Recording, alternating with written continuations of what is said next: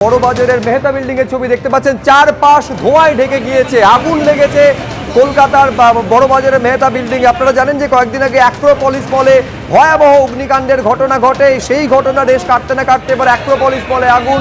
এর আগে আপনারা জানেন গার্সিন প্লেসে আগুনের ঘটনা ঘটে, আর এবার মেহতা বিল্ডিং দেখতে পাচ্ছেন ধোঁয়ায় ঢেকে গিয়েছে চারপাশ। এই মুহূর্তে 4টি ইঞ্জিন আগুন নেভানোর কাজ করছে। কিরকম পরিস্থিতি, কতটা নিয়ন্ত্রণে আসা গেল? আবির দত্ত আমাদের প্রতিনিধি রয়েছেন তোমার পাশে। একাধিক দমকলের ইঞ্জিনকে আমরা দেখতে পাচ্ছি। আবির, কি পরিস্থিতি, আগুনকে কন্ট্রোল করা গেল?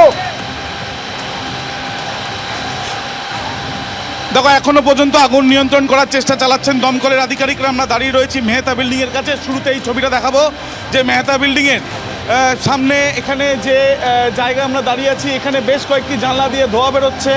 সেই জায়গাটায় ইতিমধ্যে দমকলের আধিকারিকরা বা কর্মীরা তারা পৌঁছানোর চেষ্টা চালাচ্ছেন। দমকলের 4টি ইঞ্জিন, শুরুতে আরও ইঞ্জিনের বাড়ছে, এই বিষয়টাই কিন্তু জানা যাচ্ছে।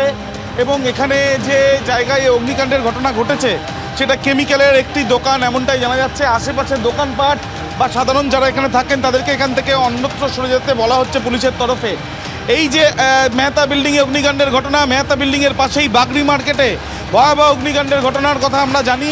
এবং এরপর আজকে মেহতা বিল্ডিংয়ে এই যে আগুন লাগার যে ঘটনা সেটা ঘটেছে। আপনি কি এলাকার? ইতিমধ্যে আমরা দেখতে পাচ্ছি যে এলাকার কিছু দোকান সেগুলোকে বন্ধ করা হয়েছে এবং তার সঙ্গে দমকলের একাধিক ইঞ্জিন এখানে রয়েছে। স্থানীয়রা তাদের সাথে কথা বলবো। কি জল শেষ হয়ে গেছে? জল শেষ হয়ে গেছে। আমাদের মার্কেট থেকে পুরো জল দিচ্ছি এখান থেকে, আমাদের বাগরি মার্কেট অ্যাসোসিয়েশন থেকে পুরো জল দেওয়ার হচ্ছে মেহতা বিল্ডিং এর জন্য। কখন হয়েছে এটা? মানে প্রায় 3 ঘন্টা হয়ে গেছে এখন, প্রায় 3 ঘন্টা হয়ে গেছে। আপনারা দেখতে পাচ্ছেন। একটা বিষয় বলুন, এটা কিসের দোকান না এটা কারখানা?